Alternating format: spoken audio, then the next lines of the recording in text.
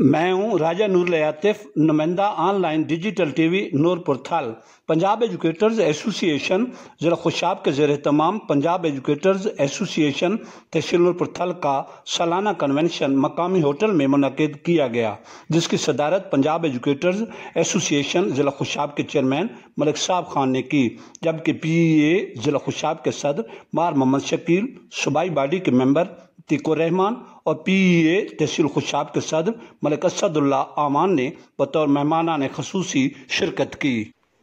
Convention کی نظامت کے فرائض مقامی رہنما ملک حاجی نذیر احمد جسرا نے سر انجام دیے۔ کنونشن میں تحصیل بھر سے ایجوکیٹرز نے بھرپور شرکت کی۔ اس موقع پر پنجاب ایجوکیٹرز ایسوسی ایشن کے رہنما تیکور رحمان، ڈسٹرکٹ چیئرمین ملک صاحب خان، ڈسٹرکٹ پریزیڈنٹ مار محمد شکیل، چیئرمین پی اے تحصیل نورپور تھل حافظ عبداللطیف، پی اے رہنما ملک مولا بخش اعوان، ڈاکٹر ملک محمد سلیم کھارا و دیگر ٹیچرز رہنماؤں نے اظہار خیال کرتے ہوئے کہا کہ پنجاب ایجوکیٹرز ایسوسی ایشن صوبہ بھر کے ایجوکیٹرز کی سب سے بڑی نمائندہ تنظیم ہے، جو اساتذہ کرام کے مسائل کے حل کے لیے قابل رشک کردار ادا کر رہی ہے۔ پنجاب ایجوکیٹرز ایسوسی ایشن کے رہنماؤں نے ریشنلائزیشن،